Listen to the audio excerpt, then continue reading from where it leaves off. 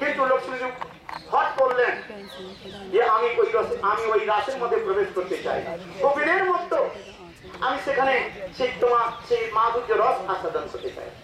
তখন কৃষ্ণ বললেন, যদি তুমি আমার সেই রসের মধ্যে প্রবেশ করতে চাও, মাধুর্য রসের মধ্যে প্রবেশ করতে চাও, তাহলে কতগুলো শর্তকে তোমাকে মেনে নিতে হবে।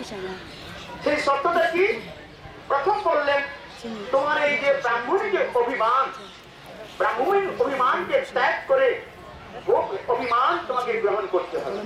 অর্থাৎ এই ব্রজের মধ্যে, গোপী গৃহের মধ্যে, অর্থাৎ গোপী গর্ভে জন্মগ্রহণ করতে হবে। সেখানে তোমার পরিচয় হবে গোপী পরিচয় হবে, ব্রাহ্মণী পরিচয় থাকবে না।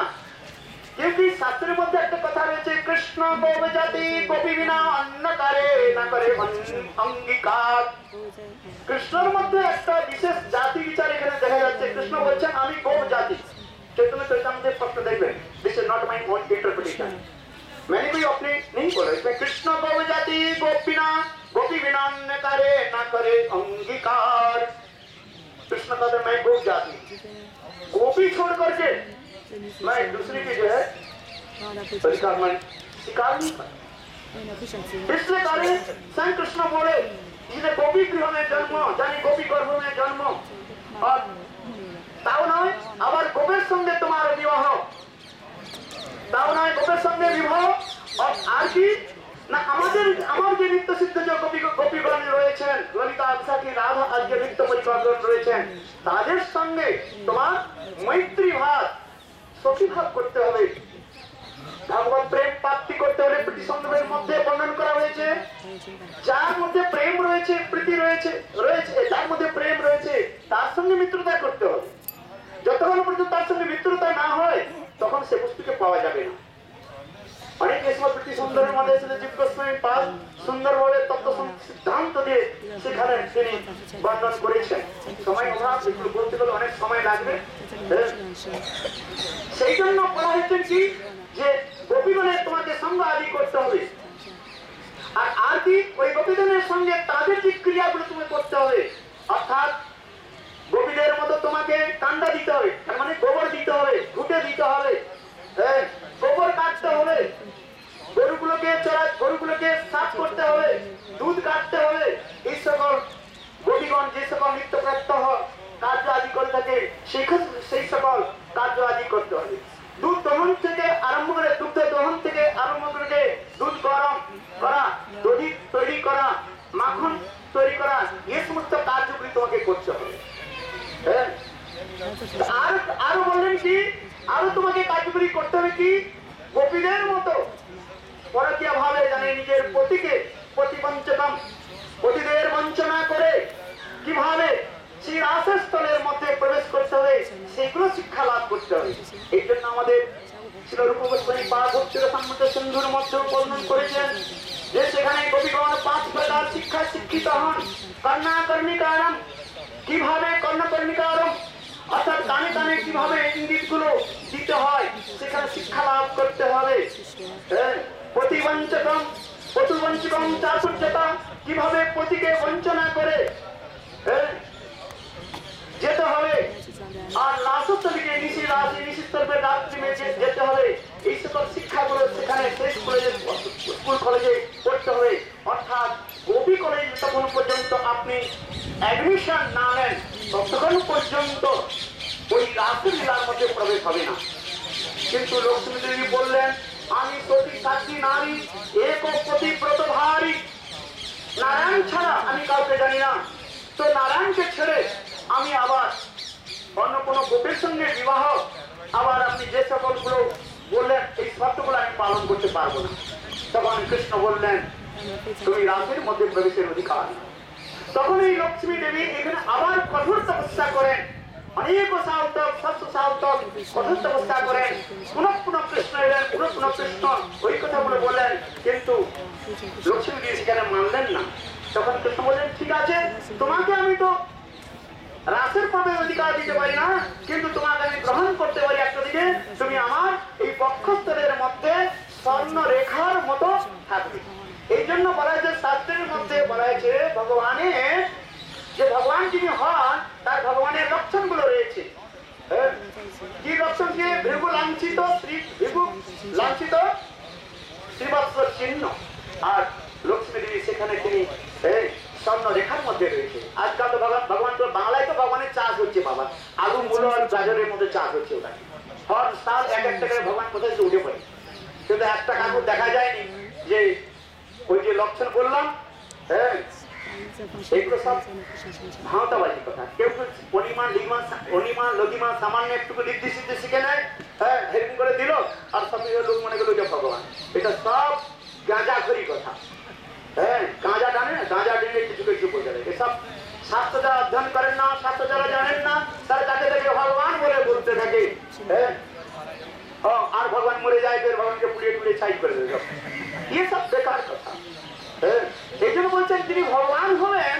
ভগবানের মধ্যে তো এই তো লক্ষণ তো রয়েছে, ভৃগুলাঞ্ছিত চিহ্ন আপনার ভাগবতের মধ্যে বলা হয়েছে যে ভৃগু ঋষি নারায়ণের বক্ষস্থলে যে তিনি তাঁর চরণ দিয়েছিলেন, সেটা ভগবানকে ভক্ত বাৎসল্যকে তিনি ধারণ করেছিলেন। আর লক্ষ্মী দেবী সেই ভগবানের বক্ষস্থলের মধ্যে স্বর্ণরেখার মধ্যে ছিলেন। এই জন্য লক্ষ্মী দেবী যে লক্ষ্মীকে ভগবান স্বীকার করেছেন সেই ভাবে। এই জন্যই বেলবনের মধ্যে আমরা এসেছি। এই জন্যই কথাগুলো অনেক রয়েছে, যে কথাগুলো চৈতন্য মহাপ্রভু যখন দাক্ষিণাত্য ভ্রমণ করে এই প্রবলভট্ট গোস্বামী গৃহে যখন তিনি 4 মাস কাল অবস্থান করেছিলেন, সেখানে চৈতন্য মহাপ্রভু এখানে লক্ষ্মী অপেক্ষা গোপীগণের আর গোপীগণের মধ্যে শ্রীমতী রাধিকার যে পরাকাষ্ঠা তিনি সেখানে বর্ণন করেছিলেন। যে সেখানে নায়ন সুখাব ভগবান দহিনান কপিকা সুত। শ্রীমদ্ ভাগবতের মধ্যে বলছেন না, ইহ যে সুখ মা যশোদা যে বাৎসল্য সুখ যে প্রাপ্তি করছেন, এই বাৎসল্য সুখ গোপাল দিকে বন্ধন করছেন। আজ কয়েকদিন যাবৎ আমরা দামবন্ধ লীলা কথাগুলো যে বর্ণন করছি বা শ্রবণ করছি বৈষ্ণবের মুখারবিন্দ থেকে, কেবল বাৎসল্যের কথার মধ্যে যদি এত হয়, তাই বলছেন নায়ন সুখাব গোপীনাথ দহিনান গোপিকা সুত। স্বয়ং ভগবান কেমন সুন্দর তিনি রূপ ধারণ করছেন, বাল গোপাল রূপ ধারণ করে তিনি মা যশোদার সঙ্গে যে সকল বাল লীলা আদি করছেন, যে সুখগুলো অভিমান করছে। জ্ঞানীনঞ্চ অপি আত্ম ভূতানা, জ্ঞানীগণের তো সম্ভব নয়। যারা জ্ঞানীগণ কেবল ব্রহ্মাশ্রী আদি নিয়ে ব্রহ্ম ব্রহ্ম করে যারা দিন রাত জপতে থাকে, তাদেরও এই যে বাস্তব সুখ তাদের সম্ভব নয়। আর এই বাস্তব রস অপেক্ষা যে মাধুর্য রস, গোপীগণের যে রাসলার কথা, লক্ষ্মী যেখানে প্রবেশের অধিকার প্রাপ্ত হন নাই, অন্যের ঠিক কথা।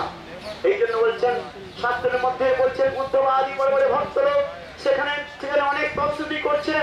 নাগ পশুগণের স্তবস্তুতির মধ্যে রয়েছে যে লক্ষ্মী যে বস্তুকে প্রাপ্ত করতে পারেনি। আর আমাদের পতিদেব কালীয় যে কৃষ্ণ বিরোধী অর্থাৎ ভগবান, আর আমাদের অতির শিরের মধ্যে যে চরণকে দিলেন, যে চরণ ব্রহ্মাদি দেবতারও অত্যন্ত দুর্লভ, তাকে করে সম্ভব। এই কথাগুলো শ্রীমান মহাপ্রভু আরো বর্ণন করলেন। শ্রুতিগণ তপস্যা করে প্রাপ্ত করেছিলেন, কিন্তু লক্ষ্মী দেবী তপস্যা করে প্রাপ্ত করেন নাই। শাস্ত্রের মধ্যে মহাপ্রভু যুক্তি দেখাচ্ছেন, শ্রুতিরে পাইল, শ্রুতিরে তপস্যা করে পাইল, লক্ষ্মী কেন না পাইল?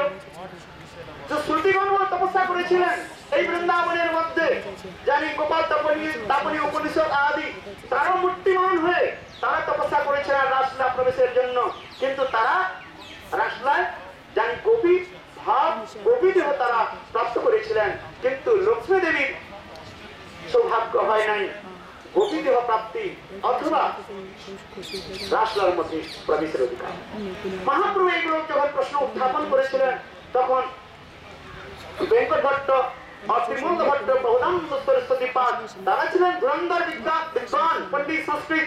দক্ষিণ দেশের লোক যারা হন তারা সংস্কৃতের মধ্যে অত্যন্ত জ্ঞান রাখেন। উড়িষ্যা থেকে আপনি বাঙ্গাল থেকে উড়িষ্যা থেকে যত দক্ষিণ দিকে যত যাবেন, ওই দেশের লোক সংস্কৃতের মধ্যে তখন বিদ্বান, তখন সংস্কৃত ভাষায় কথা চলতো।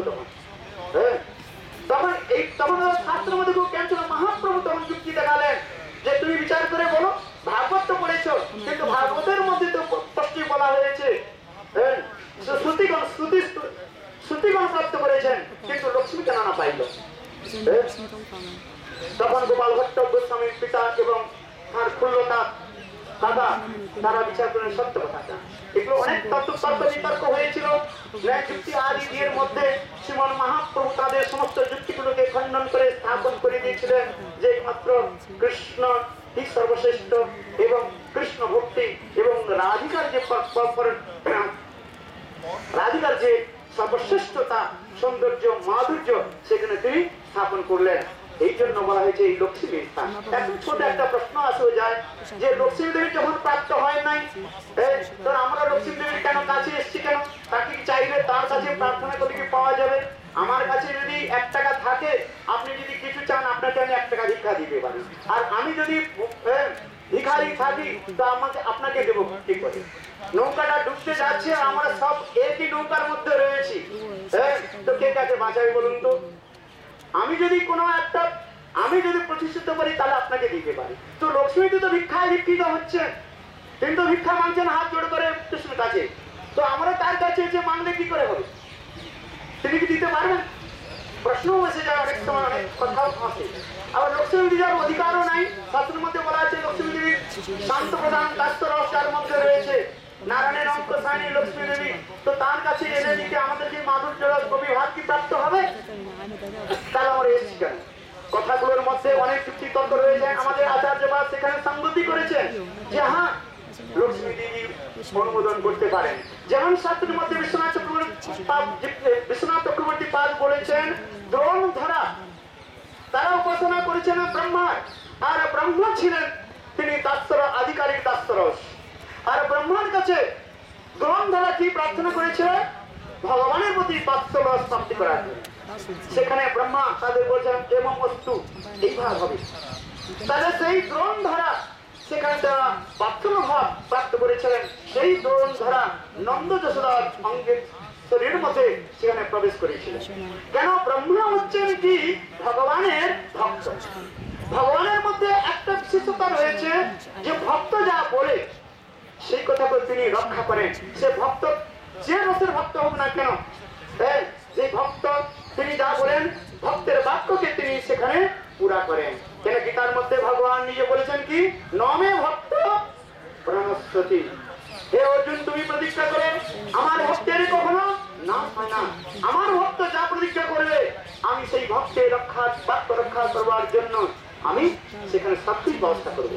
যদি ব্রহ্মা যদি দাস্তরস হয়ে তিনি যদি দ্রোণ ধরাকে বাৎসল্য আস্বাদন করবার তিনি যদি বল দিতে পারেন, আর তাই দ্রোণ ধরাও তিনি সে রস আস্বাদন করেছিলেন। যদি লক্ষ্মী দেবী তো স্বয়ং ভগবানের অঙ্ক সাইনি লক্ষ্মী দেবী, আর লক্ষ্মী দেবী কেন বা আমাদের দিতে পারবেন না? লক্ষ্মী দেবী অনুমোদন করেন। লক্ষ্মী দেবী তিনি বলেন ভগবানকে, তাহলে ভগবান অতি অবশ্যই আমাদের সেই সাহিত্য যে বস্তু যে কবি ভাব রাধারানীর সেবা চরণ সেবা যে প্রাপ্তি অভিষ্ট তিনিও আমাদের দিতে পারেন। এই জন্য আমরা লক্ষ্মী দেবীর নিকট এই স্থানে এসেছি। এই স্থানকে আমরা প্রণাম করি। তিনি আমাদের কৃপা করুন যেন আমাদের হৃদয়ের মধ্যে চৈতন্য মহাপ্রভুর যে ভাব যে কালগুলো আমরা আলোচনা করেছিলাম সেই সকল ভাবগুলো আমাদের হৃদয়ের মধ্যে যেন উদিত হয়। বাঞ্ছা কল্পতরু কৃপা সিন্ধু